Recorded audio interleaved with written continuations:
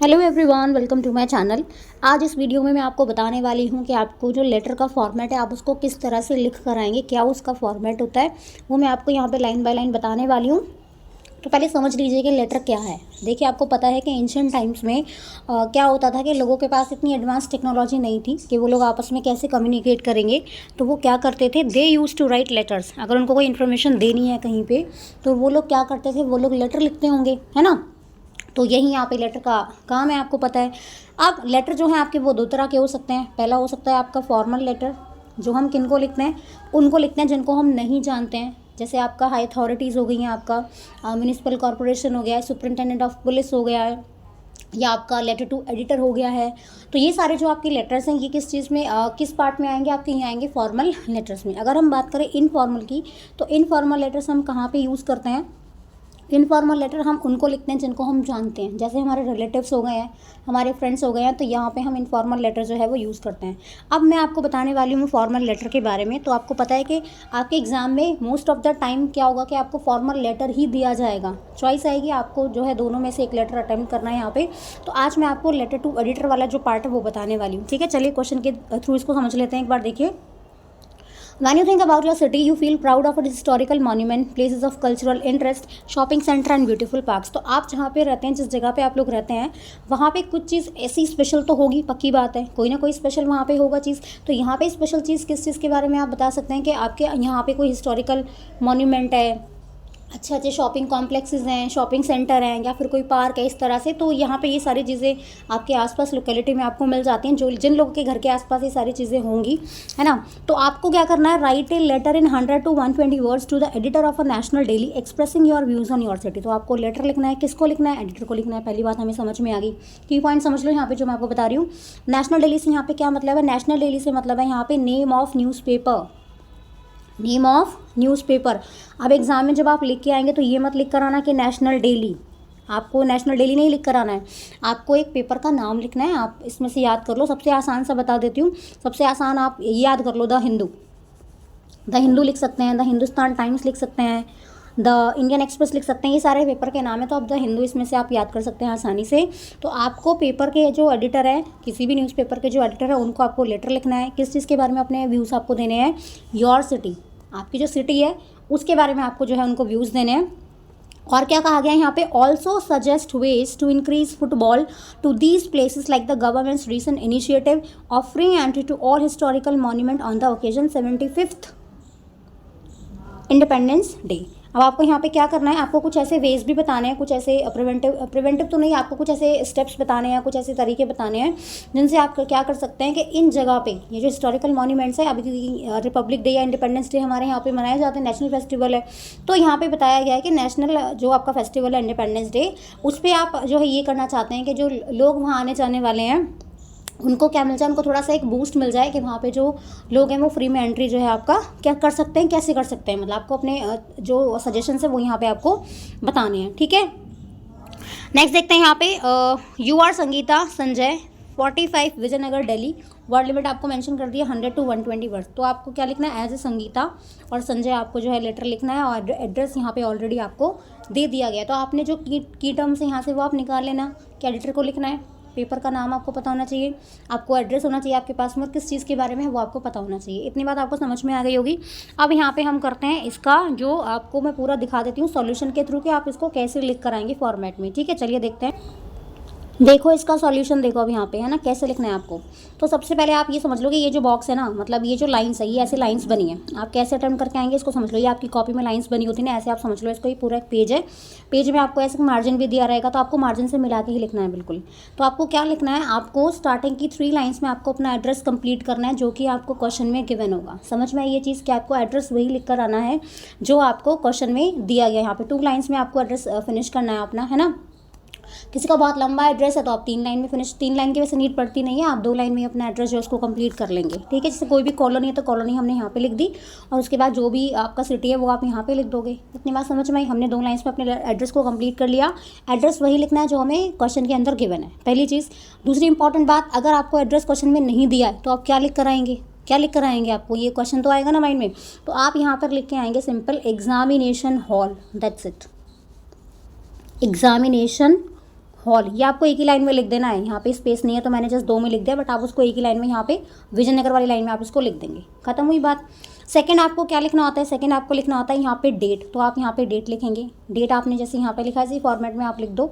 इसको पहले October 4, 2023 भी ऐसे करके लिख सकते हैं, ऐसा कुछ नहीं है यहाँ पे, है ना। तो हम यहाँ पे लिख देंगे आपका 4 अक्टूबर। यहाँ पे तो 4 अक्टूबर लिखा हुआ है, बट आपको क्या लिखना, जिस दिन आपका पेपर होगा, जैसे 15 में आपका पेपर है अभी, तो हम यहाँ पे लिख देना कि 15 फरवरी 2025 या February 15 कॉमा लगा के 2025 ऐसे हम लिख देंगे।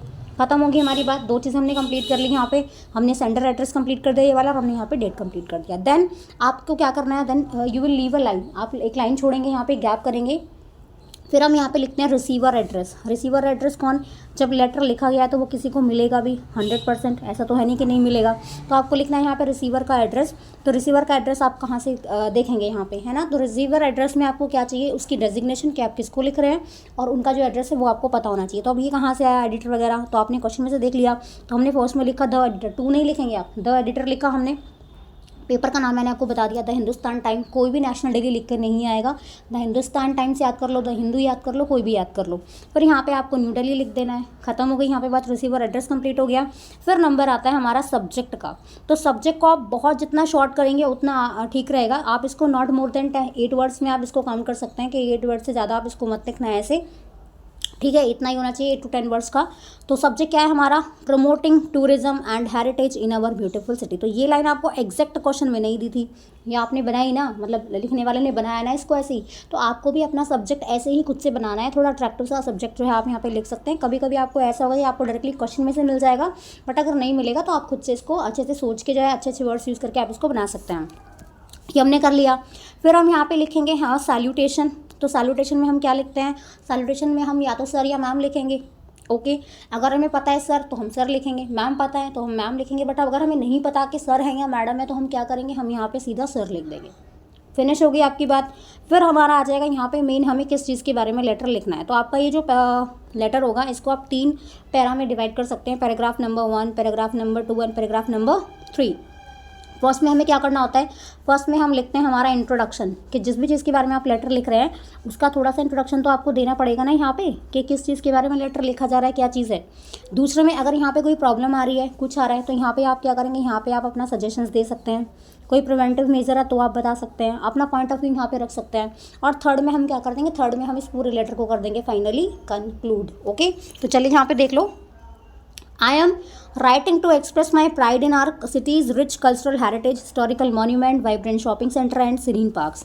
तो यहाँ पे जो लेटर लिख रहे हैं वो बता रहे हैं इस चीज़ को कि वो क्यों लिख रहे हैं, क्योंकि वो अपनी सिटी में जो भी अच्छी अच्छी चीज़ें हैं ना, उनके लिए वो अपना प्राइड यहाँ पे शो कर रहे हैं कि हाँ मेरे यहाँ पे ये सारी अच्छी अच्छी चीज़ें हैं, तो वो यहाँ पे अपना प्राइड जो है एक्सप्रेस कर रहे हैं। उसके अलावा Delhi boasts a rich tapestry of historical monument, cultural landmark, vibrant shopping center, breathtaking parks that make it truly exceptional and makes us feel truly blessed। तो यहाँ पे दिल्ली के बारे में बता दिया गया है, क्योंकि दिल्ली के लिए लिखा हमने यहाँ से ऐसे, तो है ना, न्यू दिल्ली लिखा ना हमने स्टार्टिंग में, तो हम वही चीज़ बताएंगे जो दिल्ली में यहाँ पे है। कोई कहीं और का एड्रेस डाल के लिख रहा होता, अगर यहाँ पे कोई मुंबई होता तो फिर मुंबई में आप दिल्ली वाली चीज़ें नहीं लिखेंगे, फिर आपको वही लिख के आना होता जो मुंबई में चीज़ें हैं एक्चुअल में। तो हमने यहाँ पे बता दिया कि दिल्ली में बहुत सारे शॉपिंग सेंटर्स हैं, बहुत सारे हिस्टोरिकल मॉन्यूमेंट हैं और बिल्कुल एक्सेप्शनल है, मतलब ये मान लो कि बहुत ही अच्छे हैं सारे के सारे। ठीक है, आगे देखो यहाँ पे और क्या बताया। फिर अब हमने फर्स्ट में इंट्रोडक्शन दे दिया कि क्यों लिखा जा रहा है लेटर। दूसरे में अगर देखेंगे तो in the light of the government's commendable initiative of offering free entry to historical monuments on the occasion of the 75th Independence Day, I propose further measures to increase football, encouraging school excursions with reduced entry fee, organizing cultural festival at these sites, I am promoting eco-friendly and transportation options can attract more visitor। अब यहाँ पे बताया गया starting में कि यहाँ पे government ने एक इनिशिएटिव लिया है। इनिशिएटिव समझते हैं ना, कि कोई ऐसा एक्शन जिसको आपको ये कहना है कि हाँ सबको आपको इसको फॉलो करना है, कि आपको कुछ काम करवाना है किसी से, गवर्नमेंट ऑफिशियल कोई ऐसा नोटिस या कुछ भी इस तरह से, तो वो आपका हो गया यहाँ पे इनिशिएटिव, है ना, गवर्नमेंट का कोई ऑफिशियल एक्शन, नोटिस नहीं।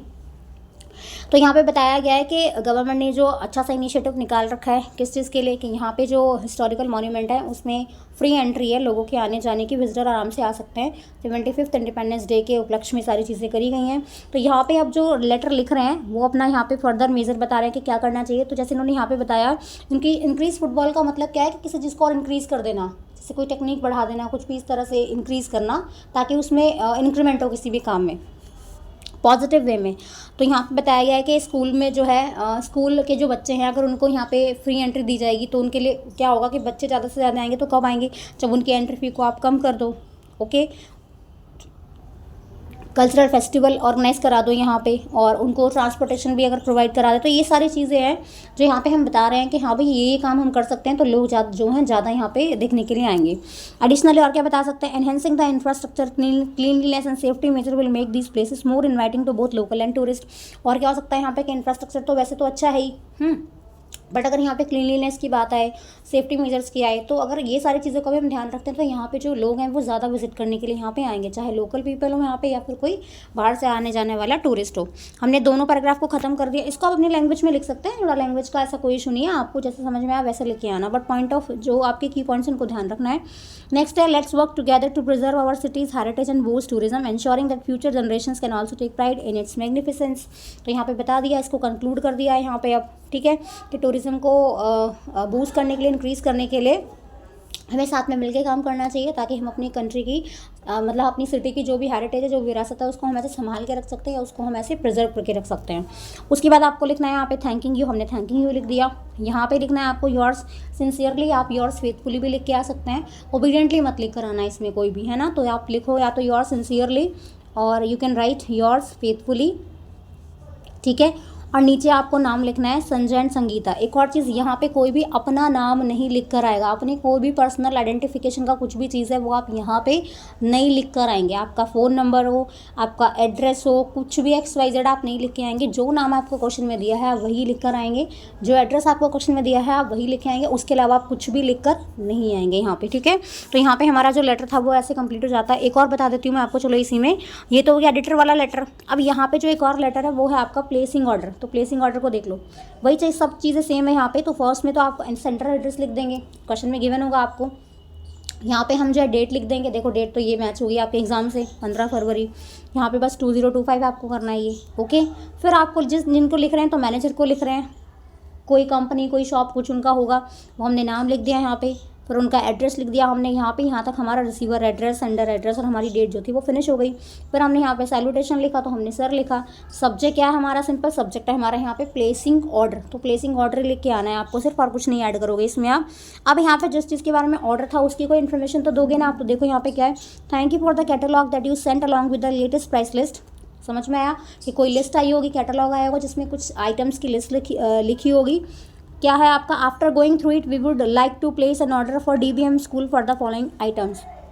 स्कूल का नाम आपको दिया होगा, तो जो जो आइटम आपको बनाने हैं वो आपको यहाँ पे आपको लिखना है। तो आप क्या करेंगे, ऐसे टेबुलर की फॉर्म में जो है, टेबुलर फॉर्म में आप डेटा यहाँ पे दे देंगे कि क्या प्रोडक्ट मंगाना है, क्या कोड है। ऐसे रफली आप कुछ भी लिख सकते हैं, क्वांटिटी 2 7 जो आपको रखना है वो रख सकते हैं आप। ये इनको चेंज भी कर सकते हैं, ऐसा नहीं कि आप ये लिख के आओगे, वो डिपेंड करेगा आपके लेटर में क्या दिया है। अगर बुक्स का होता है यहाँ पे तो बुक्स के नाम लिख देते 1-2, है ना। Along with these, kindly send some educational games and toys as well, which will be suitable for kindergarten student। और आपने फिर ये भी बोल दिया कि भाई इन सारी चीज़ों के साथ में आप कुछ एजुकेशनल गेम्स या टॉयस वगैरह भी भेज दो, जो छोटे बच्चों के लिए, जो KG क्लास के स्टूडेंट हैं उनके लिए अच्छे हों, उनके लिए सुटेबल हों। Attach here with is a draft of 25% advance payment. और आपने बोल दिया कि यहाँ पे आप ड्राफ्ट भी लगा दिया आपने कि 25% जो भी इनका पूरी कॉस्ट बनी होगी उसका 25% आपने एडवांस पेमेंट दे दिया। Rest of the payment will be made on delivery. बाकी की जो बची हुई पेमेंट है वो तब होगी जब आप हमारा सामान डिलीवर कर देंगे हमें। All these item should be new and in the best condition.